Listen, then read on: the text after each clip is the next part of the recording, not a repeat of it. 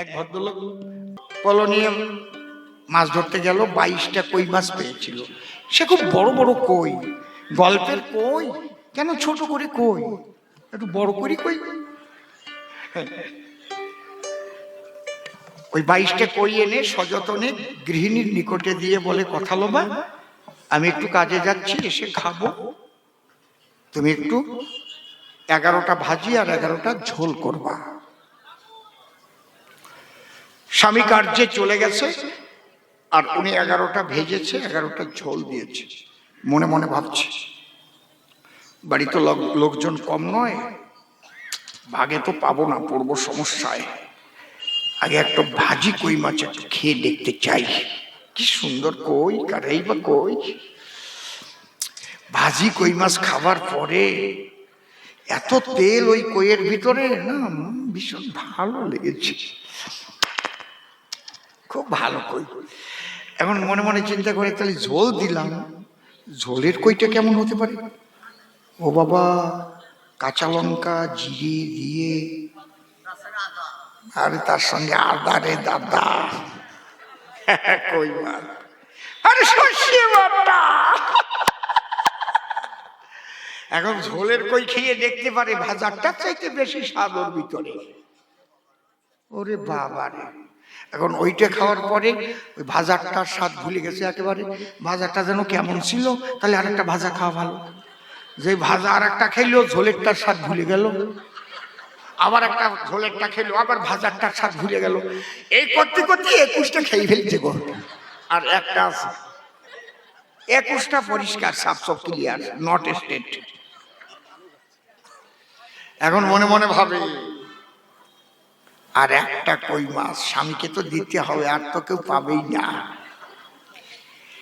তো এই সাধারণই কান্তা এমন হয় না, ওরা জানে ভালো অভিনয়। একদম আপনি একদম অভিনয় দেখে না, আপনি ভুলে যাবেন সব। স্বামী যখন বাড়িতে এসেছে, একদম একটা কই মাছ থালায় নিয়ে, পাজাল প্রদীপ দিয়ে, খেতে দিয়ে, আর একটা আঁচল না চোখের কাছে নিয়ে কাঁদছে।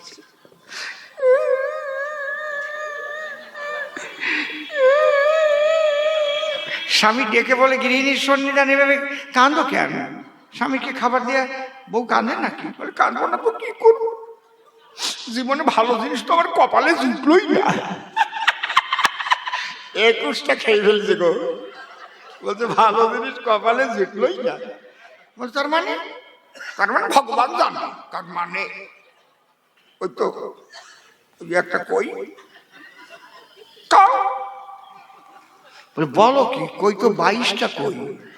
আমিও তো তাই কই, তাহলে গেল কই? ও আগের থেকে একদম সাজিয়ে রেখেছে। স্বামী জিজ্ঞেস করলে কি বলবে স্বামীর কাছে? বলছে, তুমি তো কই এনেছিলে 22, দুটো দিয়ে দেখেছি। বড় ছেলে রাইস মানে রাশি, এক অ্যাস্ট্রোলজার বলেছিল ওর নাকি অ্যাক্সিডেন্ট আছে, তাই পয়সা তো নাই আমার কাছে।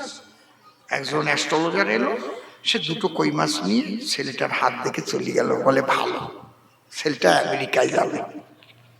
বাহ, তাও তো তাকে 20। কই দুটো নিয়ে গেছে পাশের বাড়ির বুড়ি। আমি কই মাছ কাটতে বসেছিলাম, বুড়ি এসে বললো, আর কয়দিন বাঁচবো রে মা, দুটো কই মাছ দিয়ে খেয়েই মরি। দিলাম দুটো। কই তাও তো তাকে 18। কই দুটো নিয়ে গেছে 18, মানে যারা ওই যে থালা বাসন ফুটো হয়ে গেলি না সেরিয়ে দেয়, ওদের আঞ্চলিক ভাষায় 18 বলা হয়। বলে তাও তো তাকে 16। বলে দুটো লয়ে গেছে, যার এনেছিলে পলো, পলোর ভাগ দুটো লয়ে গেছে। বলে তাও তো তাকে 14। কই দুটো নিয়ে গিয়েছে তোমার মামা তো ভাই বৈদ্য। কি কথা কয় সদ্য। কই তাও তো তাকে 12। বলে দুটো নিয়ে গেছে তোমার ওই মামা তো বোন সরস্বতী। বলে তাও তো তাকে 10। বলে দুটো দিয়ে রেখেছি এক ঠিলে খেজুর গাছের রস। কি মিল দেয় ফটাফট। বলে তাও তো তাকে 8। বলে দুটো দিয়ে রেখেছি ছোট্ট এক বোঝা কাষ্ট, জ্বালানি ছিল না তো। বলে তাও তো তাকে 6। বলে দুটো খুব ভালো করে ঘষে ঘষে ধোবার সময় দুটো একদম হয়ে গেছে ক্ষয়। আমার শাশুড়ি মা বলে গেছে কই মাছ ভালো করে নাকি ঘষে ঘষে ধুয়ে কেটে হয়, তেমন ঘষা দিয়েছি তা দুটো ক্ষয় হয়ে চলে গেছে। তাও তো থেকে চার।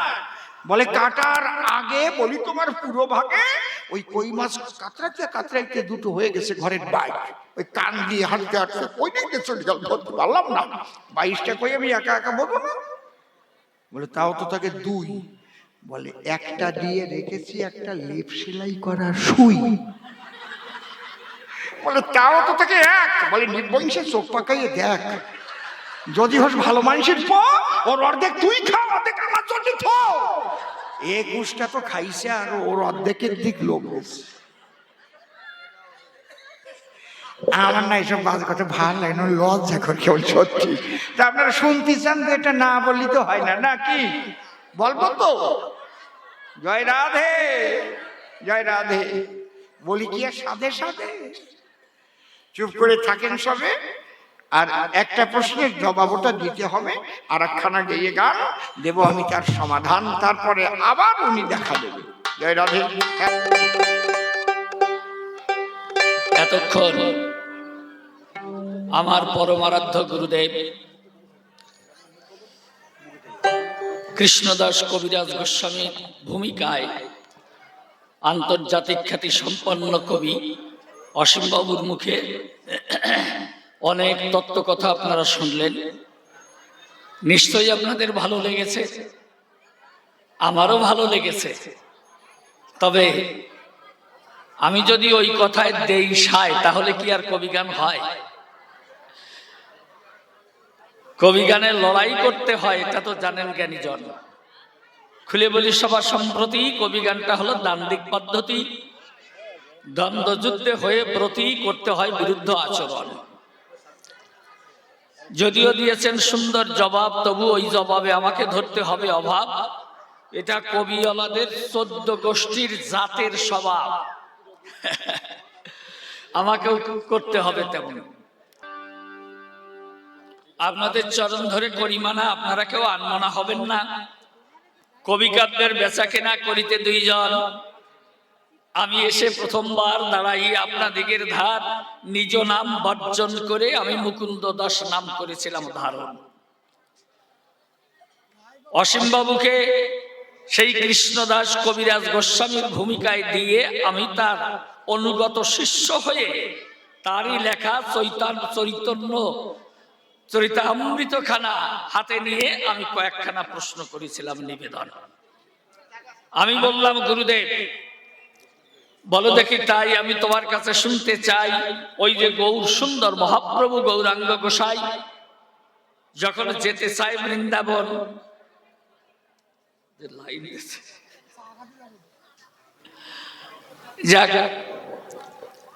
পাঁচ পাঁচা 25 তত্ত্ব, তার উপরে হলো 7 তত্ত্ব।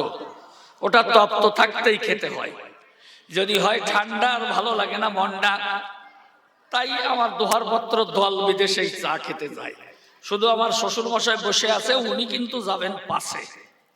কেন, এর একটা কারণ আছে, একেবারে জামাইকে একা ফেলে যেতে পারে না কখন। এই চিন্তা করে অন্তরে উনি কিন্তু বসে আছেন আসরে। এর জন্যে আমি আমার শ্বশুর মশাইকে একটা প্রণাম করি।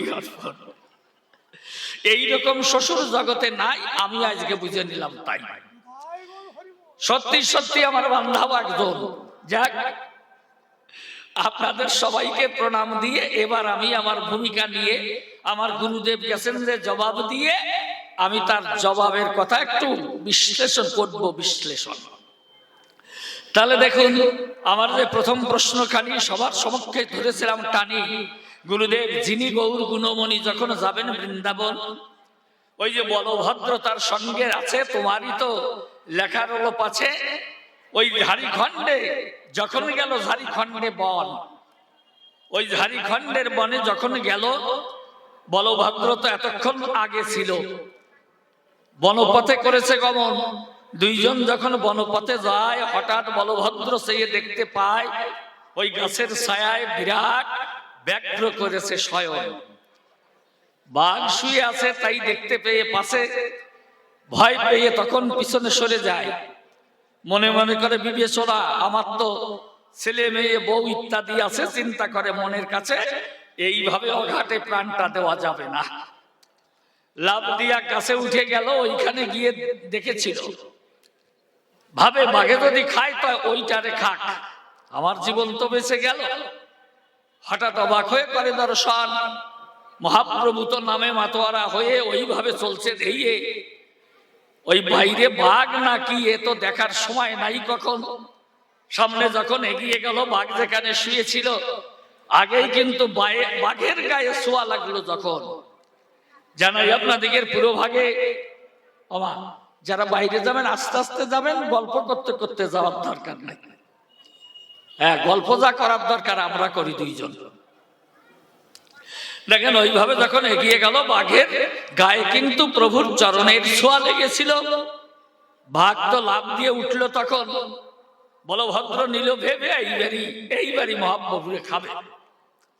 কিন্তু অবাক হয়ে করলো দর্শন, ওই বাঘ এসে প্রভুর দুই ঘাড়ের পরে হাত দিয়ে সত্য কথা বুঝাই কয়ে প্রভুর মুখে নাম শুনে নিয়ে প্রেমানন্দে হরি হরি হরি বলে ওই বনের বাঘও তখন করেছিল নর্তন।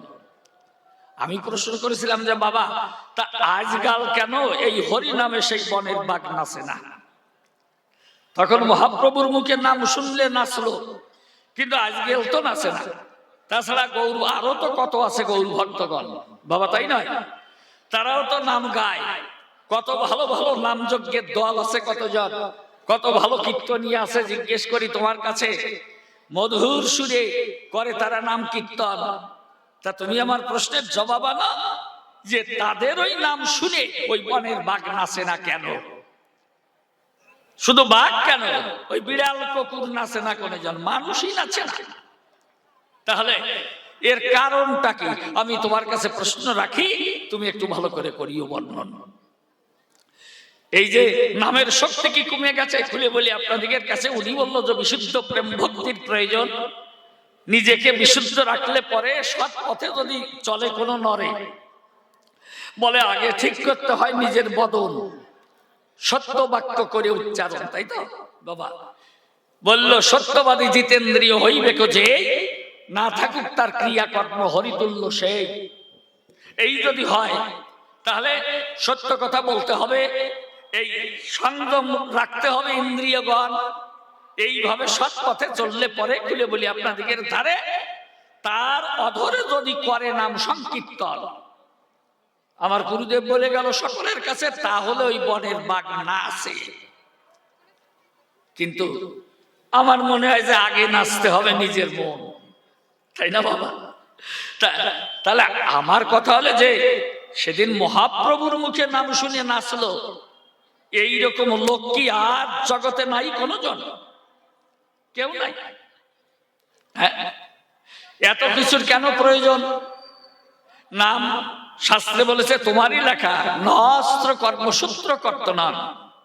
দেখেন, নস্ত্র কর্মসূত্র কর্তনাং, নাম কোনো অস্ত্র নয় বাবা, নাম কোনো অস্ত্র নয়, কিন্তু মানুষের জীবের কর্মসূত্র কর্তন করে। তাহলে হরিনামে কি করে? হরিনাম কোনো অস্ত্র নয়, কিন্তু তবুও এই জীবের কর্মবন্ধন বা কর্মসূত্র কর্তন করে। এই যদি হয়, দেখেন কাউকে যদি অন্য আর একজনে যদি ধাক্কা দিয়ে জলে ফেলে দেয়, তা জলে পড়লে তো এ কাপড় ভিজবে, তাই না বাবা? ভিজবে না? তাহলে ইচ্ছায় হোক অনিচ্ছায় হোক, যদি জলে নামে কোনো জন, আপনারা করে দেখুন বিবেচনা, তাহলে কি ওই ব্যক্তির ওই বসন জলে ভিজবে না? অবশ্যই ভিজবে। তাহলে হরিনাম হলো জগতে এমন, হরিনাম যদি এমন হয়, ইচ্ছায় হোক অনিচ্ছায় হোক, ওই জলে নামে কোনো জন মানে হরিনাম করে, ইচ্ছায় হোক অনিচ্ছায় হোক যদি হরিনাম করে, তাহলে যে প্রেম জল আছে হরিনামের ভিতরে, তাতে ওই ভক্তের অন্তর সিক্ত হবে। তখন হরিনাম কোনো আগুন নয়, তবুও জীবের পাপ রাশি পুড়ায় ছাই করে দেয়। হরিনাম কোনো আগুন না, কিন্তু জীবের পাপ রাশি পুড়িয়ে ছাই করে দেয়। তাই যদি হয়, তা এইভাবে যদি নাম করে কোন জন, নামের যদি এত শক্তি থাকে, বাবা খুলে বলো আমাকে, তা আমার বিশুদ্ধ হওয়ার কি প্রয়োজন? আমার সত্য কথাই বলতে হবে নাকি? আমার যে সত্য কথাই বলতে হবে, আমার ইন্দ্রিয় সংযম করতেই হবে। তা তার কি প্রয়োজন? নাম যদি এমনিতেই নাম যদি করে, তাহলে জলে নামলে যদি আপনা আপনি বসন ভিজে যায়, আগুনে হাত দিলে পরে যদি আপনা আপনি হাত পড়ে, তাহলে অনিচ্ছাতেও যদি কেউ হরিনাম করে, তাহলে সকল পাপ রাশি দগ্ধ করবে নামের দাহিকায়। তাই তো বাবা, আমার তো মনে হয় তাই। আবার তারপরে আবার একটা প্রভু আবার কি করে? কান্তা প্রেমকে শ্রেষ্ঠ করে। কান্তা প্রেমের কি প্রয়োজন? হরিনামে যদি এত কিছু কয়, হরিনামে যদি এত কিছু হয়, বাবা তুমি একটু ভালো করে বোঝাও আমায়, তাহলে কান্তা প্রেমের কি প্রয়োজন? আর যদি কান্তা প্রেমী শ্রেষ্ঠ হবে, ভালোভাবে তুমি আমাকে জানাবে যে হরিনামকে বাদ দিয়ে শুধু কান্তা প্রেমে কিভাবে মানুষ পেতে পারে সেই গোবিন্দের রাতুল চরণ। শুধু কান্তা প্রেমে কি পাবে? ভগবানকে পাবে। হরিনাম করবে না কখনো, হরিনামের প্রয়োজন নাই। এইটা হরিনাম করবে না, শুধু কান্তা প্রেমের দ্বারায় ভগবানকে পাবে কিনা তুমি একটু ভালো করে দিও নিদর্শন। তাই তো বাবা? দেখেন না, আমার তো মনে হয় যে হরিনামেই সব হয়। যেমন হরিদাস ছিল ওই বেনাপোলে, আমি আপনাদের কাছে একটু যাই বলে, ওই বেনাপোলে এক রাতে 3 লক্ষ হরিনাম করতো সাধন। হরিদাস এক রাতের ভিতরে 3 লক্ষ হরিনাম জপ করে। ওই হরিদাস ওইভাবে যখন করে, হরিনাম করে সংরক্ষণ, ওখানে রামচন্দ্র খান মহাদুষ্ট হরিনামের ওই হরিদাসের ভজন করতে নষ্ট, তখন ওই হীরা নামনি এক সুন্দরী রমণী, যদিও তার জীবন চরিত খুব নষ্ট, মানে হীরা নটিকে পাঠিয়ে দেয়। বারবনিতা বলে যারে, আপনারা ভেবে দেখুন অন্তরে, পাঠিয়ে দিল হরিদাসের দ্বারে। হরিদাস তো সন্ধ্যার পরে ওইভাবে বসে নামের মালা হাতে করে 3 লক্ষ নাম জপ করতে চায়। এমন সময় ওই ঝুনঝুন মল বেজে উঠেছিল, আপনাদের কাছে বলা ভালো। হরিদাস চিন্তা করছে, হিয়ায় বাবা, যে যেমন মনের মানুষ তার চিন্তা ভাবনাটা তেমন, তাই না? যে যেমন মনের মানুষ তার চিন্তা ভাবনাটা তেমন। তাই ওই ঝুনঝুন করে যখন ওই বাজনা বাজে, খুলে বলি আপনাদের মাঝে, আর হরিদাস উনি তো ওই গুফার মাঝে করছে শুধু হরিনাম কীর্তন। তো ওই নুপুরের ধ্বনি, ও যে সুন্দরী রমণীর পায়ের নুপুর শুনতে পেয়েছে, সেই নুপুরের সুর, কিন্তু ওর মন গিয়েছে অনেক দূর। দেখেছে, সে তো ভাবছে যে প্রাণ গোবিন্দের চরণের নুপুর বুঝিয়ে ভাবে ঝনঝন করে বাজে, আজ আমার হয়েছে সৌভাগ্যের উদয়। হরিদাস অবাক হয়ে তাকিয়েছিল, ভাবে যিনি ব্রজের চিকন কালো, আজ বুঝি আমার সেই পরম বান্ধব এলো। পথপানে চেয়ে রয় বলি আপনাদিগের কাছে, যখনই পথপানে চেয়ে আছে, দেখে অতি জাকজমকে ঠাকঠমকে চেয়ে দেখে নিজ চোখে এক সুন্দরী রমণী, তখন ওই গোপার কাছে হলো উদয়। হরিদাস চোখ বুঝে তখন নামও যুক্ত হলো নিজে, আর ওই রমণী গিয়ে বসলো হরিদাসের বাই। হরিদাসের বাম ভাগে বসে আছে বলি আপনাদিগের কাছে। হরিদাস মত্ত হলো নামের সাধনায়, সারা রাত্রি কেটে গেল। ওইখানে কিন্তু ওই হীরা বসেই ছিল। যখন সকাল হয়ে যায়, সকাল হলে পরে ওই হীরা নটি ডাক দিয়ে কয় হরিদাসের ধারে, ও সাধু, তুমি কেমন সাধু বলো তো আমায়? কেমন সাধু? যারা এই জগতে সাধু, তাদের অন্তরে থাকে প্রেমের মধু, তাদের তো হিংসা থাকে না। হিয়ায় বলো দেখি আমার বর্তমান, তুমি আমাকে দেখে আজ খুলে বলবে আমাকে, ও সাধু তুমি হিংসা করলে কেন? হরিদাস বললে যে আমি হিংসা করলাম কি করে? বলে হ্যাঁ, কি দেবো পরিচয়? আমি এসেছি সেই গত সন্ধ্যায়, আমি বসে আছি তোমারই বাম ধারে। অসাধু করি বর্ণনা, একবারও তো তুমি আমার দেখেছে, আমি একটা সুন্দরী মেয়ে, কখনো তো আমার দিকে তাকালে না। হরিদাস বলে তার বরাবরই, যদিও তুমি সুন্দর নারী, আমি তো হরিনাম জপ করি, 3 লক্ষ নাম আমার রাতের মধ্যে শেষ করতে হয়। তা আমার নাম জপানা শেষ হলে পরে আমি ফিরে চাইবো কি করে? বলে তাহলে এখন তো তোমার নাম জপা শেষ হয়েছে। বলে হ্যাঁ, যে তাহলে বাসনা পূরণ করো, আমাকে ধন্য করো, ধরো আমার কথা ধরো, তুমি রতি দাও আমায়। খুলে বলি সবাই, সম্প্রতি এখনো সুন্দরী যুবতী যদি একজন যুবকের কাছে চায় রতি, তাহলে কেমন ব্যাপার হয়? রমণী ডাক দিয়ে কয়, হরিদাসের ধারে দেখো না, জনশূন্য বন, নাই কোনো জন, আজ তুমি এই রতি দাও আমারে। তুমি বয়সে আমি যুবতী, তুমি বয়সে যুবক, তোমার অন্তরে কত শখ, বাসনা পুরাও না আমায়। হরিদাস বলে দেখো, শাস্ত্রে করেছে মানা। বলি তোমার কাছে শাস্ত্রে নিষিদ্ধ আছে, দিবাভাগে রতি চলে না। যদি দিবাভাগে কেউ করে রতি, তাহলে হয় জীবনের ক্ষতি, আয়ুক্ষয় হয়। এই কথা বললে পরে এরা ডাক দিয়ে কয় হরিদাসের ধারে, তাহলে আজ আমি যদি আসি আজ সন্ধ্যায়, আমার বাসনা পূর্ণ করবে তো? হরিদাস বলে আমি তো 3 লক্ষ নাম জপ করি। বলি তোমার বরাবরই যদি রাতের মধ্যে শেষ হয়, রাতের ভিতরে শেষ হলে পরে না হয় ধন্য করবো তোমারে, তোমার বাসনা পূর্ণ করবো। এ সময় তখন ওই হীরা তখন বিদায় নিয়ে গেল। সারাদিন কিন্তু বসে বসে ওই হরিদাসের কথাই চিন্তা করেছিল। অপূর্ব রূপ মাধুর্য দেখেছে, আরো যেন ওই রূপময় সত্তা ফুটে উঠেছে তার নামের দাহিকায়। ভাবছে আজ তো আমাকে দেবে রতি। চিন্তা করে হীরা যুবতী যে এইভাবে করে কামনায় করে মাতামাতি বাসনা পুরাবো। এই সময় এই চিন্তা করে করে সারাদিন গেল সরিয়ে। সন্ধ্যা আগত হলো, প্রায় হলো সন্ধ্যা সমাগতা। দিবসের কটমান্তে যথা দিবাকর নোয়াইয়ে মাথা। যখন চির বিদায় নিতে চায়, আমি বলি আপনাদিগের কাছে, হীরা তো গিয়ে তখন ওই সাজগোজ করতে আরম্ভ করেছে। সাজসজ্জা তুলে নিল, যখন নিজ গায়ে নিজের পায়ে নুপুর বেঁধে নিল, এইভাবে যখন কপালে কুমকুম দিয়েছিল, এইভাবে যখন বনপথে ধায়, অধিকত সন্ধ্যা হয়ে গেছে। খুলে বলি আপনাদিগের কাছে, হরিদাস বসেছে নামের সাধনায়। ওই হীরা যখন যায়, কি দেবো তার পরিচয়, কিন্তু আবার আজ গিয়ে বসেছে তার ভাই।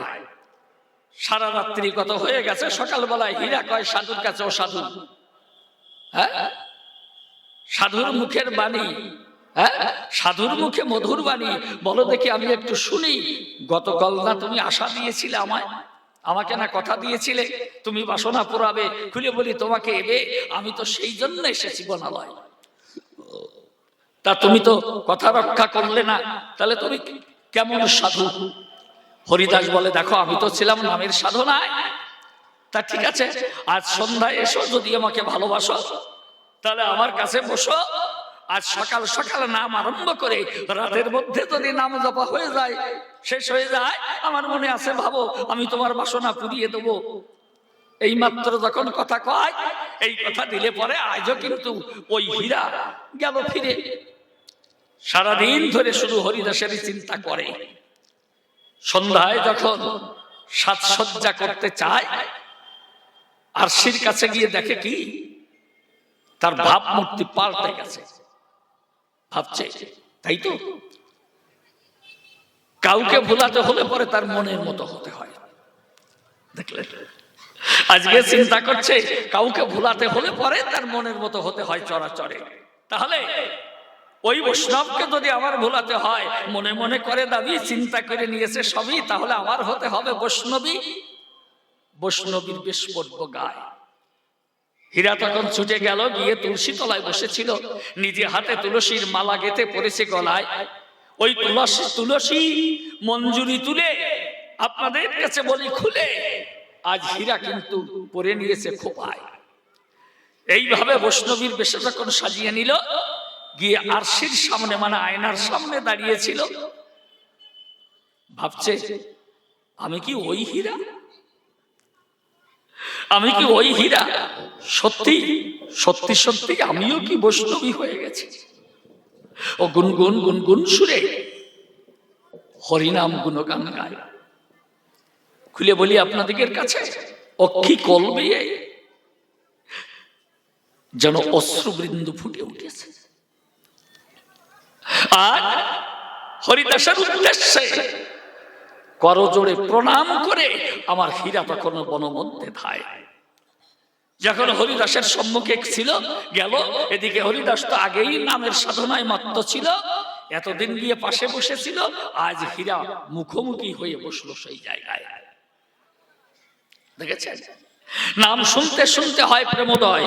খুলে বলি আপনাদের ধারে হরিদাসের মুখের দিকে তাকিয়ে আছে অপলক নেত্র ধরে। ওইভাবে যখন মুখোমুখি চেয়ে হয়, রজনী যখন প্রায় শেষ হবে, অন্তরে দেখুন ভেবে ওই হীরানটি পড়লো গিয়ে হরিদাসের পায়। ভাবছে, হায় রে, আমার এখনো নবীনাথ, আমি এখনো নবীনাথ যুবতী, কত কত মহারথী পর্যন্ত লুটিয়ে পড়ে আমার পায়, তাহলে এমন সম্পদ আমার কাছে আছে, চিন্তা করে মনের কাছে। আর ওই সাধু নামের মধ্যে এমন কি পেয়েছে যে আমাকে অবহেলা করে মত্ত হইয়াছে সে নামের সাধু নাম। অমনি চরণ তলে পড়লো ঢলে, অক্ষি কোল ভরে উঠলো বেদনার জলে। ডাক দিয়ে হরিদাসকে বলে, সাধু তুমি কৃপা ধন্য করো আমায়, তুমি আমার কথা লাও, কি বধূ তোমার এই নামের মধ্যে আছে, আমি নিবেদন করি তোমার কাছে, তার কিঞ্চিত ভিক্ষা দাও আমায়। হরিদাস বলেছে, যা চান করে আয়। হীরা যখন চান করে কাছে এলো, তাকে তো এই হরিনাম মন্ত্র কর্ণ কুহরে দিয়েছিল। হীরা যখন এই নামের মহামন্ত্র পেয়েছে, হিয়া আমি বলি আপনাদের ধারে বৈষ্ণবীর বেশ ধরে বসলো তখন নামের সাধনায়। আর হরিদাস আজ ওই বেনাফলের ওই গোফা হীরাকে দিয়ে ছেড়ে হরিদাস রওনা করে। এইভাবে যেতে যেতে একদিন উদিত হয়েছে পাটনায়। যখন গেল, ওদিকে সন্ধ্যা সমাগত হলো, ও চিন্তা করছে, তাই তো আমার তো নাম জপ করতে হবে, যাব কোথায়? সম্মুখে একটা গুহা দেখে অমনি গিয়ে তাড়াতাড়ি তার মধ্যে ঢোকে, গিয়েই বসে গেছে হরিনামের সাধনায়। বলি আপনাদের কাছে, কিন্তু এই গুহার মধ্যে একটা বিরাট কালভুজঙ্গিনী আছে। ও তো হরিদাসের সম্মুখে এইভাবে ফনা তুলে রয়। দেখলেন, সারা রাত্রি ধরে হরিনাম নাম জপ করেছে, আর ওই ভুজঙ্গিনী তার সামনে এইভাবে ফনা তুলেই আছে। ফনা তুলে দাঁড়িয়ে রয়। যখন সকাল হয়ে যায়, সকাল হলে পরে হরিদাস যে দেখতে পারে বিরাট ভুজঙ্গিনী ফনা তুলে ওর সম্মুখে দাঁড়িয়ে রয়। হরিদাস বলছে, ভুজঙ্গিনী রে, আমার কথা নিস, আমার মুখে মধুর হরিনাম আর তোর মুখে বিষ, তুই আর আমি এক নয়, এই জন্য করি বর্ণনা, তুই আর আমি এক জায়গায় থাকতে পারি না। যদি আমি থাকি, যদি তুই থাকিস, তাহলে আমি থাকবো না, আর যদি আমি থাকি তাহলে তুই থাকবি না এই জায়গায়। যখন হরিদাস এই কথা বলেছিল, দেখো ওই ভুজঙ্গিনী আস্তে আস্তে ফনা নামিয়ে, হরিদাসের মনে হয় জানো, হরিদাসের চরণে একটা মানে চলার পথে তার চরণে ছোঁয়া দিয়ে ওই গুফা থেকে তখন বের হয়ে যায়। 7 দিন গত হয়ে গেছে, তাই কিন্তু ওই ভুজঙ্গিনী আর ফিরে আসে না। 7 দিন পরে সকাল বেলায় হরিদাস মনে চিন্তা করে, তাই তো, হায় রে, এই গুহা তো আমার নয়, এইখানে ভুজঙ্গিনী ছিল, তাহলে আমি যে তাকে গৃহহারা করেছি, আমার বড় হয়ে গেছে অন্যায়। দেখেছে, তাই গুহা থেকে বের হয়ে সারাদিন ধরে ওই বনে বনে ঘুরিয়ে ঘুরিয়ে ওই ভুজঙ্গিনীকে খোঁজ করে, বড় ক্লান্ত হয়ে যায়। যখন ক্লান্ত হয়ে গেল, ওই দূরে একটা অশ্বত্থ গাছ দেখতে পেল, তা ভাবছে কি একটু ক্লান্তি দূর করে গিয়ে ওই গাছের ছায়ায়। হরিদাস যখন এই গাছের ছায়ায় গিয়ে পৌঁছালো, অমনি সে দেখতে পেল ওই গুহার সেই কালভুজঙ্গিনী ওই শিকড়ের উপর দিয়ে টান টান হয়ে পড়ে রয়। হরিদাসকে যুক্ত করে, অমনি ওই ক্ষমা প্রার্থনা করছে ওই ভুজঙ্গিনীর ধারে, ভুজঙ্গিনী রে, আমার বড় হয়ে গেছে অন্যায়, খুলে বলি তোর সাক্ষাৎ আমি বড় করেছি অপরাধ, কেননা আমি তোকে গৃহহারা করেছি, ওই গুহা তো আমার নয়, এই জন্যে তুই ক্ষমা করা। ভুজঙ্গিনী অনেক কষ্টে মাথা তুলে ডাক দিয়ে হরিদাসকে বলে, সে ভুজঙ্গিনী তো আমি নয়। ও সাধু, খুলে বলি তোমার কাছে, সে ভুজঙ্গিনীর অনেক আগেই মৃত্যু হয়ে গেছে, আর আমি নূতন জন্ম নিয়েছি তোমার কৃপায়। তোমার মুখের হরিনাম শুনিয়ে খুলে বলি, তোমার সন্নিধানে তোমার চরণ ছোঁয়া যখন লাগলো আমার গায়ে, আমার সকলে হিংসা বিদ্বেষ দূর করে তোমার কৃপা বল পেয়ে অন্তরে আজ আমি নূতন জন্ম ধারণ করেছি এই বিশ্ব বসুধায়। ও সাধু, আমার সেই নূতন জন্মের সুপ্রভাতে খুলে বলি, তোমার সাক্ষাতে তোমার সাথে আমার প্রথম দেখা হয়। একটু কাছে এসো, যদি আমাকে ভালোবাসো একটু কাছে এসো।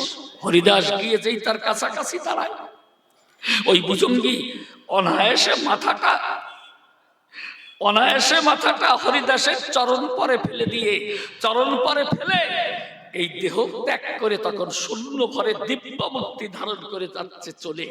দেখেছে যেন প্রেমের সুরে হরি হরি হরি বলে আজ সর্বের নিত্য মুক্তি লাভ হয়, সর্বমুক্ত মুক্তি পেল।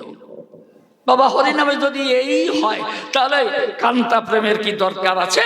তুমি একটু ভালোভাবে বলবে আমার কাছে কি, তাই তো বাবা?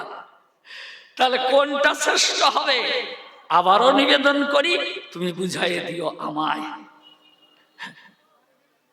যাক, এইবার আমি বলেছিলাম যে এই জগতে তো বহুবিধ পথ রয়, এক একজন এক এক ভাবে সাধনা করে। কেউ বাস করে সংসারে, যেমন দেখো না মহাপ্রভু, উনি গেলেন বিষয়াদি ছেড়ে, যদিও দুটো বিয়ে করে কিন্তু সবকিছু পরিবর্তন করে উনি বৃন্দাবনে ধায়। নিত্যানন্দ যে ছিল উনি আবার 2 বিয়ে করে নিল। বসুধা জাহ্নবী, দেখেছেন সূর্যকান্ত শিরোমণি এই 2 কন্যা বিয়ে করেছিল। তাই এইভাবে ও স্ত্রী নিয়ে থাকে সংসারে। খুলে বলি আপনাদের ধারে তাতে 7টি সন্তান জন্মগ্রহণ করে।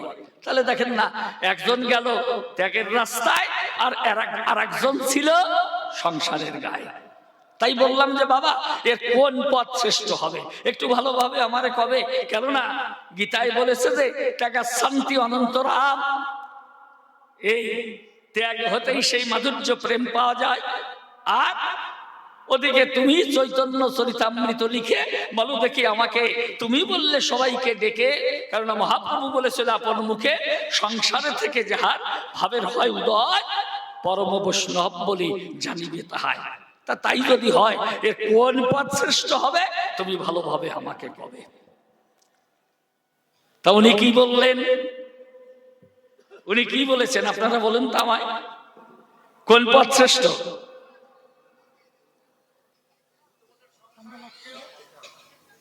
সংসারই শ্রেষ্ঠ, তাই নয়? তাহলে খুলে বলি আপনাদের ধার, আমার গুরুজি বললেন যে শ্রেষ্ঠ হলো সংসার। হ্যাঁ, আদর্শ সংসারী যদি হয় তাহলে এই মধুর দাম্পত্য প্রেমের ভিতরে নাকি গোবিন্দের প্রেম রস আস্বাদন করতে পারে, এমনকি তার চরণে নিতে পারে আশ্রয়। বাহ, চমৎকার। তবে আমার বলে যে যতক্ষণ পর্যন্ত অন্তর থাকে বিষয়ের আসক্তি, খুঁজে পায় না শুদ্ধ প্রেম ভক্তি, মানুষের গোবিন্দকে পাওয়া হয়ে যায়। তাই আমি আপনাদের কাছে করি বর্ণনা, বিষয়ের আসক্তি যতদিন থাকে খুলে বলি আপনাদের বাকে, ততদিন সাধনা পূর্ণ হয় না। যাক, তাহলে এইবার আচ্ছা হ্যাঁ, আর যারা বাইরে আছে কি বাবা, চা যদি খাওয়া হয়ে যায় আসো। ঠিক আছে ঠিক আছে ঠিক আছে, 1 মিনিট 10 মিনিট লাগতো দেখি, তবুও দিলাম সময়। তাহলে দেখুন আস্তে তো চলে আসছে।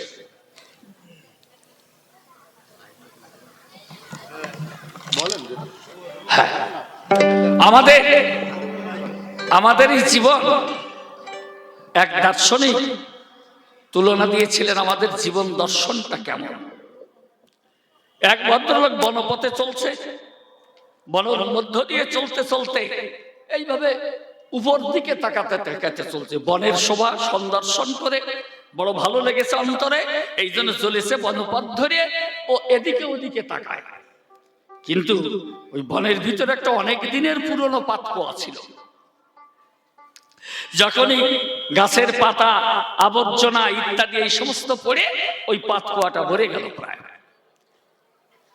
হ্যাঁ, আর ওই পাতকুয়ার দুই পাশে দুটো বৃক্ষ আছে, আর দুই বৃক্ষের দুখানা শিকড় এসে এক জায়গায় মিলেছে, দেখেছে?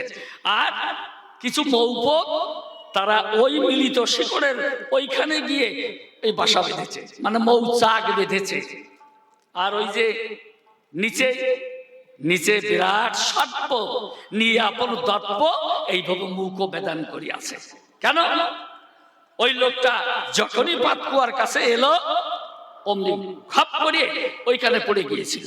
ওই যে পাতা টাতা দিয়ে ঢাকা ছিল, ওইখানে যখনই পড়ে যায়, আর একটু দূরে একটা বাঘ ওঠ পেতেছিল, সে এসে তখন ওই পাতকুয়ার পাশে দাঁড়ায়। আর ওই সাপ ওই যখন এই খসখস শব্দ শুনতে পেল, ওই সাপ তখন ফনা তুলে এই মুখ বেদান করেছিল। যখনই পড়বে ও কিন্তু ওই শিকড় ধরে ঝুলে রয়, যে দুই পাশের দুই শিকড়, ওই শিকড় ধরে ঝুলে আছে। আর ওই শিকড়ের মাঝখানে যে বললাম দুটো শিকড় যেখানে এক জায়গায় মিলেছে, ওইখানে মৌপকে মৌচাক বেঁধেছে। ও যখনই শিকড় ধরেছে, ওই ঝাঁকিতে মধুর কোটাটা খানিকটা ফাঁকা হয়ে গেছে, top top top top top top করে মধু ঝরছে। বাহ, কি সুন্দর আমাদের জীবন দর্শন! দেখুন, আমরাও সংসার রূপ পাতকুয়ার গায়ে এইভাবেই পড়ে আছি, দেখেছে? তা অতই ঝুলি আছে। হ্যাঁ, যদিও শিকড় ধরে আছে ঝুলে, কিন্তু দুটো ইঁদুর আছে ওই দুই শিকড়ের মূলে। ওরা কুটকুট কুটকুট কুটকুট করে কি, হ্যাঁ, ওই কুটকুট কুটকুট করে শিকড় কাটছে। একটা সাদা আর একটা কালো, এই দুটো ইঁদুর, একটা সাদা ইঁদুর আর একটা কালো ইঁদুর ওইভাবে শিকড় কাটছে। শিকড় কাটা সারা হলে পরে যখন গর্তে যাবে পড়ে, ওই সাপে দংশন করে তারে মৃত্যু ঘটাবে সুনিশ্চয়। আর উপরে যদি উঠে আসে, খুলে বলি আপনাদের কাছে, ওই যে বাঘ দাঁড়িয়ে রয়, বাঘে খাবে, তাহলে অন্তরে দেখুন ভেবে এই হলো আমাদের জীবন দর্শন। আমরাও সংসার রূপ পাতকুয়ায় ওই যে দুটো শিকড়, ও শিকড় দুটো আয়ু বৃক্ষের শিকড়। আমরা আয়ু বৃক্ষের শিকড় ধরে ঝুলে আছি, দেখেছে? ওই যে দুটো ইঁদুর, একটা সাদা ইঁদুর আর একটা কালো ইঁদুর, একটা দিন আর একটা রাত্রি। আমাদের জীবন থেকে একটা দিন চলে যাচ্ছে, আয়ু বৃক্ষের শিকড় একটু কাটা হচ্ছে। আমাদের জীবন থেকে একটা রাত্রি চলে যাচ্ছে, ওই আয়ু বৃক্ষের শিকড় একটু কাটা হচ্ছে। এইরকম একটু একটু করে আয়ু বৃক্ষের শিকড় কাটা সারা হলে পরে আমাদের কালের গহ্বরে পড়ে আমাদের মৃত্যু সুনিশ্চয়। তবুও আমরা শিকড় ধরে ঝুলে ওই যে মধুর চাকার ওই মধু কোটা ফাঁকা হয়ে গেছে, টপ টপ করে মধু পড়ছে। ও আর কি মধু ঝুলে, ওই মধু যেই পড়েছে ওর ঠোঁটে, ও দেখে চেটে, ভারী সুন্দর মিঠে, ও চেটে চেটে খায়। ও বড় ভালো আছে, সুখী আছে, মনে মনে ভাবছে খুব ভালো আছে, সুখী আছে। কয়েকজন কাঠুরিয়া তারা বনে কাঠ কাটছিল, তারা দেখে যে ওরে লোকটা আসতে গিয়ে সেই পাতকুয়ায় পড়ে গেল, আয় আয় আয়, তাড়াতাড়ি আয়, ছুটি আয়। ওরা লাঠি সোটা নিয়ে ছুটে গেছে।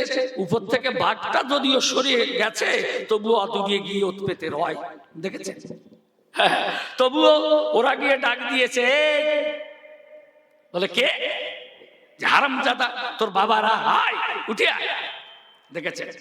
গুরু ডাকছে, আয় উঠে আয়। ও বলে কেন? আমি তো ভালো আছি, সুখে আছি, মধু খাচ্ছি, যে মধু খাচ্ছি। সংসার মধুর কোঠায় দাম্পত্য প্রেমে মধু খাচ্ছি ওই জায়গায়, দেখেছে?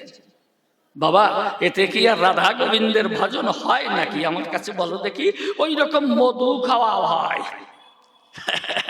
যাক, মনে করলাম বিবেচনা, আর বেশি মাঝে কথা বলবো না। এইবার আর একখানা গান গেয়ে তারপর আলোচনা করবো সব।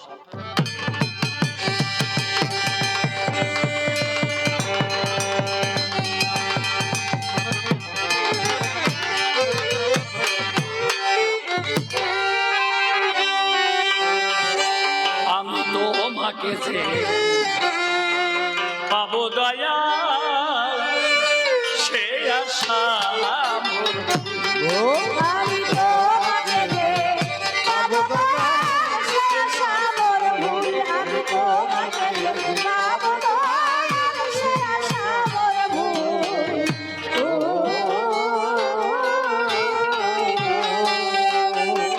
আমার মরু মায়ের মন বাগিচায় মোর মায়ের মন বাগিচায় মরু মায়ের মন বাগিচায় ফুটলো না ভক্তি মুকুল।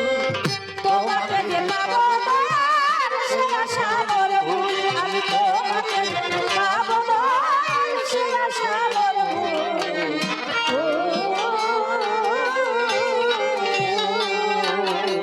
এই মুখে আমার ধর্মের বলি কর্মের বেলায় খাপ বাসিরে মোর জাসির যেমন ভিতরে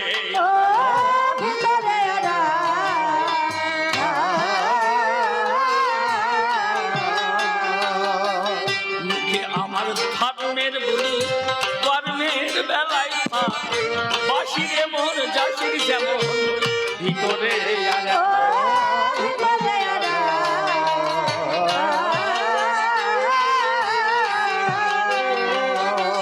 আমার মন মুখে রয় ভীষণ আমার মন মুখে রয় ভীষণ খারাপ জাগ্র মুখে বলবো তোমাকে যে পাবো দয়া সে আশা মোর ভুল। আমি তোমাকে যে পাবো দয়া সে আশা মোর ভুল।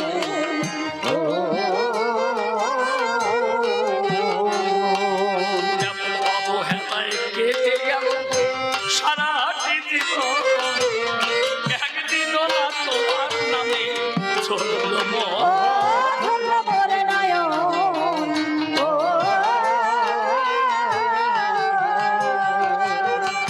অবহেলায় কেটে গেল সারাটি জীবন একদিনও না তোমার নামে চলল মন ধন্য মোর নয়ন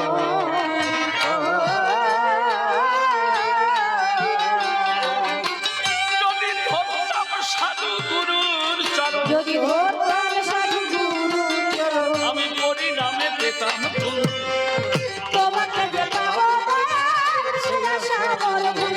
আমি তোমাকে যে পাবো দয়া সে আশা মোর ভুল।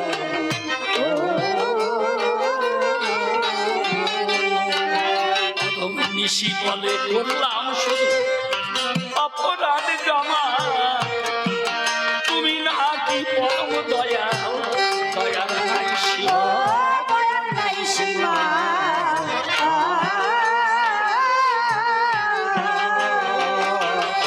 নিশি বলে করলাম শুধু অপরাধ জমা তুমি নাকি পরম দয়া দয়ার নাই সীমা। দয়ার নাই সীমা।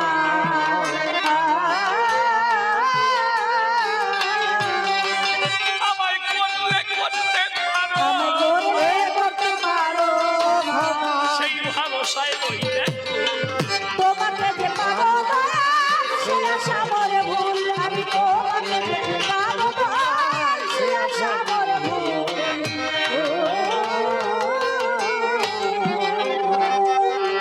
এই মায়াময় সংসারেতে থাকে জীবগণ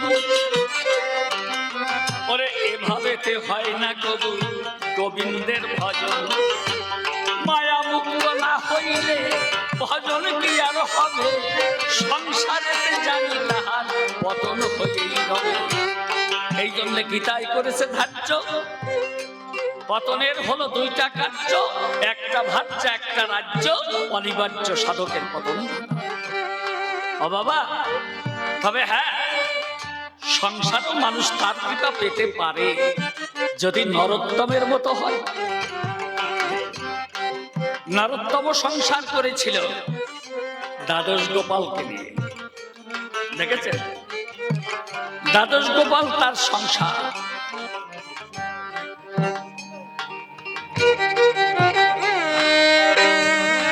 রাজশাহী জেলার ক্ষেত্রে এই নরোত্তম জন্মগ্রহণ করে রাজা কৃষ্ণানন্দ দত্ত মহারাজের একমাত্র পুত্র হলেই নরোত্তম। মহাপ্রভুর কৃপা পেয়ে একদিন ওই গঙ্গার কূলে গিয়ে যখন এই নরোত্তম দাঁড়ায়, মকর বাহিনী গঙ্গা এসে ডাক দিয়ে কয় নরোত্তমের পাশে, বাপরে নরোত্তম, এই যে মহাপ্রভুর দেওয়া প্রেম ধন, মহাপ্রভু যেদিন পূর্ব দেশে যাত্রা করে এই প্রেম ধন গচ্ছিত রেখেছিল আমার ধারে, বলেছিল আমার উপযুক্ত উত্তরসূরি পেলে পরে এই প্রেম ধন ধরে দেবে। তাই নরোত্তম, আজ পেয়ে গেছি আমি সেই মহাপ্রভুর উপযুক্ত উত্তরসূরি, একমাত্র তুমি। যখন এই প্রেম ধন ধরে দেয়, মহাপ্রভুর প্রেম ধন দিয়ে নরোত্তম পাগল পারা হয়, প্রেমানন্দে নাচতে নাচতে গেল মজালয়। জীব গোস্বামী নিয়ে তারে আশ্রমে বসালো, এই ভাবাতে শাস্ত্রারে তারে পড়াইল। জীব গোস্বামীর কাছে স্বপ্নে বলেছে মহাপ্রভু যে জীব আমার পরম ভক্ত নরোত্তম এসেছে। তখন এই নরোত্তম, শ্রীনিবাস আর শ্যামানন্দ, এই তিনজন জীব গোস্বামীর কাছে শাস্ত্রাদি, গৌর শাস্ত্রাদি করে অধ্যয়ন। এই নরোত্তম আমার একদিন ঘুরতে ঘুরতে লোকনাথ গোস্বামীর আশ্রমে চলে গেছে। ওর বড় ভালো লেগেছে, এসে জীব গোস্বামীকে ডেকে বলেছে, প্রভু আমি তোমার কাছে একটা জিনিস চাই। বলে কি? যে আমি লোকনাথ গোস্বামীর শিষ্য হতে চাই। জীব গোস্বামী বলেছে, খবরদার, তোমাকে করিমা না, গোস্বামীজির জীবনে প্রতিজ্ঞা আছে কোনোদিন শিষ্য করবে না।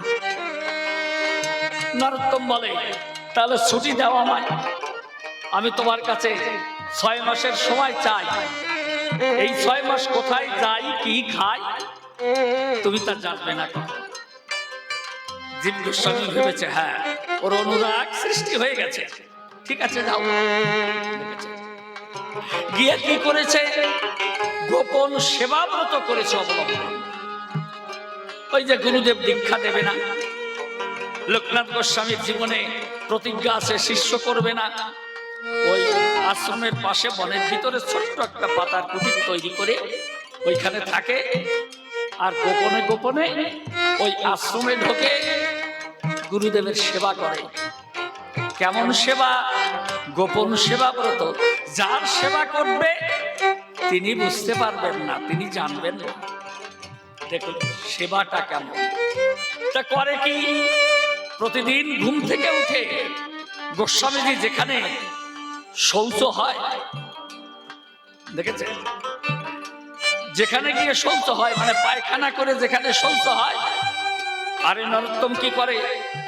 ওটা তো জঙ্গল, তখন তার ওইখানে কেউ পায়খানা করে দিয়েছিল না।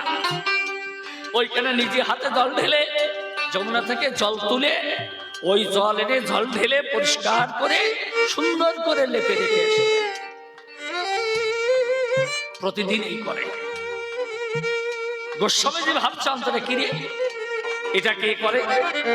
পাহারা দিয়ে দিয়ে একদিন ধরে ফেলেছে, দেখে একটা বালক ওইভাবে করছে। গোস্বামীজি দূর থেকে ধমক দিয়েছে, কিরে?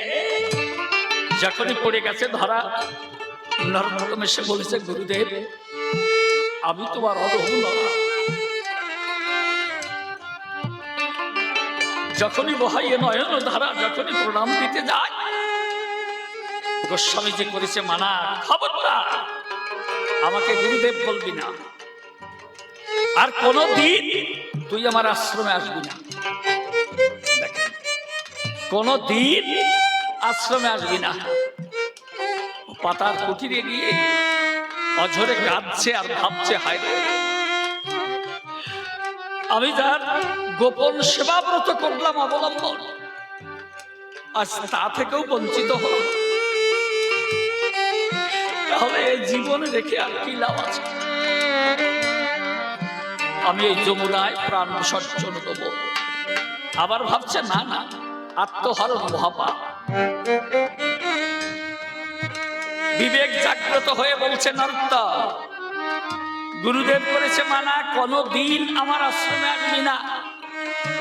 তার দিনে যেতে নিষেধ করেছে, রাত্রে যেতে তো আর নিষেধ করে না। সেই থেকে ও প্রতি রাতে রাতে ওইভাবে গুরুদেবের আশ্রমে রাত্রে ঘুমায় না, সমস্ত কাজকর্ম করে।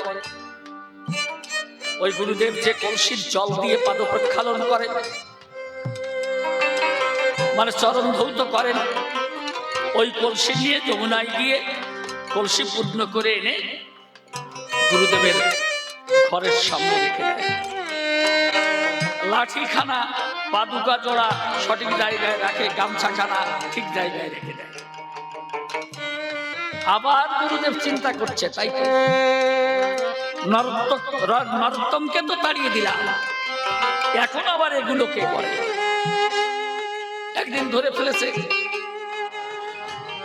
যখনই ধরে ফেলেছে নরোত্তম দিয়ে চরণে লুটিয়ে পড়ে বলছে, গুরুদেব তুমি কৃপা ধন্য করো আমায়। বলে, তুই কি সত্যি আমাকে এত ভালোবাসিস? যে হ্যাঁ গুরুদেব, তোমার এই চরণ বিহীন আমার আর অন্য কোনো আশ্রয় নেই, তোমার এই সেবা ব্রত ভিন্ন আমার এই জীবনে আর অন্য কোনো উপায় নেই। দায় থেকে একদিন গুরুদেব সন্ধ্যার পরে মন্দিরে বসে আরোপে এই নিজের হৃদয়টাকে মন্দির তৈরি করে, বেদি তৈরি করে, গোবিন্দের মূর্তি করে, গোবিন্দকে সাজিয়ে অপূর্ব বেশে সাজিয়ে মনোফুলে মালা গেঁথে সেই মালা নিয়ে হাতে যখন গোবিন্দের গলায় পরিয়ে দিতে যায়, আর নরোত্তম কিন্তু ওই বাহিরে অন্ধকারে চুপ করে বসে আছে। এটা তার আরোপের মূর্তি, বাহিরের কোনো মূর্তি নয়। তা বারবার মালা পরাতে গিয়ে ব্যর্থ হচ্ছে কেন? ওই যে গোবিন্দের মাথার চূড়া মন্দিরে ঠেকে গেছে, এই জন্য মালা পরাতে যায়, ওই চূড়ায় বেঁধে ফিরে আসে। কয়েকবার হওয়ার পরে ওই পিছনে অন্ধকারে ওই যে নরোত্তম বসে রয়, নরোত্তম বলছে, গুরুদেব গোবিন্দের মাথার চূড়া মন্দিরে ঢুকে গেছে, ওই মন্দিরে বেঁধে গেছে, আগে ওই চূড়াটাকে খুলে নাও, মালা পরাও, তারপরে চূড়া বেঁধে দাও। গুরুদেব বলছে, কে রে? বলে, গুরুদেব আমি সেই অধম। নরোত্তমের কাছে পড়ে গেছে ধরা। হায় রে, গুরু শিষ্য অভেদাত্মা, আয় নরোত্তম, আয় কাছে আয়, তোর তো দীক্ষা হয়ে গেছে, তা না হলে তাই আমার অন্তরের গোপন আরোপের মূর্তি তুই দেখলি কি? সেই থেকে নরোত্তমকে দীক্ষা দিয়েছে, ওই আশ্রমে থাকে। একদিন সকাল বেলায় বাল্য সেবা দেবে বলে থালা ভরে নৈবেদ্য সাজিয়ে নিয়ে গুরুদেব মন্দিরে আছে, ওই মন্দিরে চলছে। 6খানা লুচি তৈরি করেছে, ভাবছে 2খানা আমার গোবিন্দ সেবায়, 2খানা গুরু সেবায়, আর 2খানা হয়তো গুরুদেব প্রসাদ করে ধরে দেবেন আমায়। ও ভাবতে ভাবতে থালা হাতে যখনই ভাড়ার ঘর থেকে বাইরে এসেছে, ছোট্ট 2টি বালক ছুটে এসে বলে, ছোট ঠাকুর আমাদের বলে ক্ষুধা পেয়েছে, আমাদের কিছু লুচি দেও না। ও তাকিয়ে দেখে সত্যি ছোট্ট 2টি বালক ক্ষুধার যন্ত্রণায় ওরা কাতর হয়ে গেছে, মুখমণ্ডল 2খানা একেবারে শুকিয়ে গেছে। নরোত্তম বলছে, ওখানে চল মন্দিরে, চল, আমার গুরুদেব বাল্য সেবা দিয়ে এখনই তোদের প্রসাদ দেবে, চল চল, আমি তো গুরুদেবের আদেশ ভিন্ন কিছু করি না। এই বলে আবার মনে মনে ভাবছে, 2খানা গোবিন্দ সেবায়, 2খানা গুরু সেবায়, আর গুরুদেব 2খানা লুচি হয়তো এই 2টি বালককে ধরে দেবে। আমার কথা আমি ভাবি না, যা হোক একটা হবে। মন্দিরে যখনই উঠতে যাবে ভিতর থেকে গুরুদেব বলছে, খবরটা নরোত্তম, তুই আমার মন্দিরে ঢুকবি না, মূর্খ, এখনো তোর জীবনের ভাগাভাগি যায় নাই, যা সংসার করবি। আদেশ দিয়েছে, যা সংসার করবি। এখনো ভাগাভাগি যায় নাই। ও তো একবারে কাষ্ঠপুত্তলিকার মতো দাঁড়িয়ে আছে। গুরুদেব বলছে, নরোত্তম, গুরুবাক্য লঙ্ঘন করবে না, যাও দূর হয়ে যাও। নৈবেদ্যের থালা নামিয়ে রেখে নরোত্তম মনে মনে বলছে, গুরুদেব, আমি আমাকে না চিনলে, আমার মনকে আমি না জানলো, তুমি তো জানো প্রভু, তুমি তো আমার মনকে চেনো, তাহলে এত বড় কঠোর আদেশ তুমি আমাকে কেন দিলে? আর বিদায় নিয়ে ছুটে চলছে, আর ভাবছে তাহলে কি করব, আমাকে সংসার করতে হবে। বিবেক সাড়া দিয়েছে, নরোত্তম, পুত্রার্থে ক্রিয়তে ভাজ্যা, এটা শাস্ত্রের বচন। নরোত্তম ভাবে, যাক, তাহলে আমি যদি পুত্র পাই তাহলে তো আর আমার দ্বার পরিগ্রহের প্রয়োজন নাই। দেখেছে, আগে ভেবেছিল সংসার করতে হবে, দ্বার পরিগ্রহ করতে হবে, এই কি আমার জীবন? এবার ভাবছে, হ্যাঁ, আমি যদি পুত্র পাই তাহলে তার দ্বার পরিগ্রহের দরকার নাই। দেখেন, দ্বাদশ গোপালের মন্দির গড়ে ওরে সেবা যুক্ত ছিল, সন্তান জ্ঞানে দ্বাদশ গোপালকে ভজিতে লাগিল। একদিন গুরুদেব মন্দিরেতে আত্মহারা হয়, কোথায় নরোত্তম, কোথায় নরোত্তম বলে চিৎকার দেয়।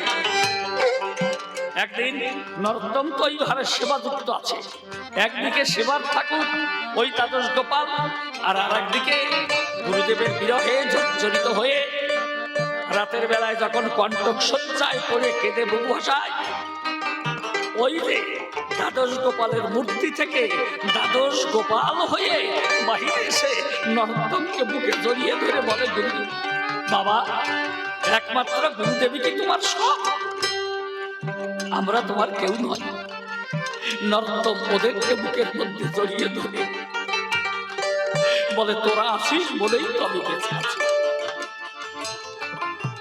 আজ সকালবেলায় গুরুদেব না জানি কোন ভাব হয়েছে, মন্দিরে ঢুকে বাল্য সেবা দিতে গিয়ে চিৎকার করে উঠেছে, নরোত্তম, এদিকে তাড়াতাড়ি আয় বাবা। সহসা মনে পড়ে গেছে, আমি তো নরোত্তমকে তাড়িয়ে দিয়েছি।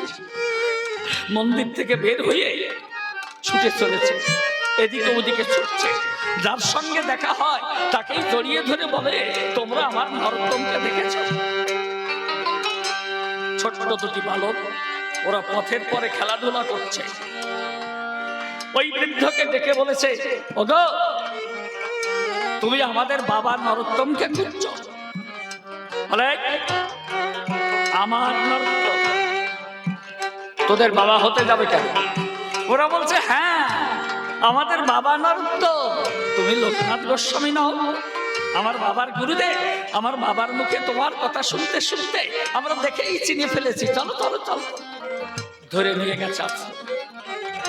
যখনই মন্দিরে ছুটে গেছে, নরোত্তমের মতো আরো 10টি বালক ওরা দৌড়ে ছুটে এসেছে।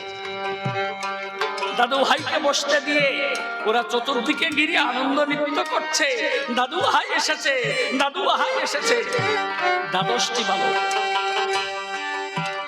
লোকনাথ গোস্বামী চিন্তা করছে, হায় রে, একবার ভাবছে, বাহ, আমার নরোত্তম তো ভালোই আছে, সুখে আছে, সংসার করেছে। আর এমন সময় নরোত্তম আমার আশ্রমে এসেছে। গুরুদেবকে দেখেই লুটিয়ে পড়ে গোড়াতে গোড়াতে এসে গুরুদেবের পাদপদ্মে প্রণাম দিচ্ছে। বলে, গুরুদেব, আজ আমার জীবন ধন্য, তুমি এখনো আমাকে মনে রেখেছো। বলে, নরোত্তম রে, তুই সংসার করেছিস বাবা? বলে, আমি তো তোমার আদেশ পালন করেছি। যে মূর্খ, এত বড় সর্বনাশ করেছিস। নরোত্তম বলে, গুরুদেব, তোমার আদেশে তো আমার জীবনে কোনো অকল্যাণ সাধন হতে পারে না, আমার জীবনে কোন অকল্যাণ সাধিত হতে পারে না। বলে, এতক্ষণ আমাকে ঘিরে যারা নৃত্য করছিল, এই 12টি বালক কারা? নরোত্তম বলে ওরাই তো আমার সন্তান। বলে ওরাই তোর সন্তান? নরোত্তম বলে হ্যাঁ গুরুদেব, এসো দেখবে এসো। গুরুদেবকে নিয়ে নরোত্তম মন্দিরেতে গেল, একে একে দ্বাদশ গোপালকে দেখাতে লাগলো। গুরুদেব বলে এ তো দ্বাদশ গোপালের মূর্তি, এতক্ষণ যারা আমাকে ঘিরে করেছে আরতি, ওনার তো এতক্ষণ যারা আমাকে ঘিরে আনন্দ নৃত্য করলো তারা কোথায়? নরোত্তম বলে গুরুদেব ওই তো ওরা, একদিকে ওরা আমার সেবার ঠাকুর, আর একদিকে তোমার বিরহে যখন আমি কাতর হয়ে আমি কেঁদে বুক ভাষায় দরিদ্র রজনী কাটাই, ওরা তখন সন্তান হয়ে আমার কাছে ছুটে এসে আমাকে সান্ত্বনার বাণী শোনায়। গুরুদেব বলে নরোত্তম রে, ধন্য নরোত্তম, ধন্য নরোত্তম, আমার গুরুর জন্ম সার্থক হয়েছে। তোর মতো শিষ্য জন্ম আমি জন্মে জন্মে। নরোত্তমকে বুকে ধরে আলিঙ্গনে জানালো, বলে আবার ওদের ডাক দিবি তুই, ওরা কোথায় গেল? নরোত্তম যখন গদুর গোপালকে অমনি যে ডাক দেয়, গোবিন্দই আমার সম্মুখে হইল হইলয়, মোহন মূর্তি ধরে এলো তথাকারে, চরণেতে পড়ে। আজ গুরুদেব বলছে হে গোবিন্দ, তুমি মোহন মূরতি ধরে দিলে দর্শন, একবার যুগল হয়ে দাঁড়াও দেখি করি দর্শন।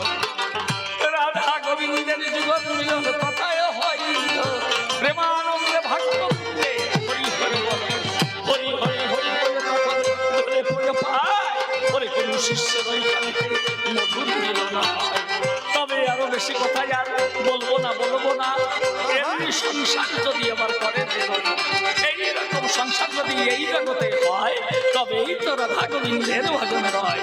এই জন্য মনে মনে করি বিবেচনা, অন্য ভিন্ন কথাই আর বলবো না। এই পর্যন্তই আমার কথা সাক্ষ্য হয়ে গেল প্রেমানন্দে ভক্তবৃন্দে।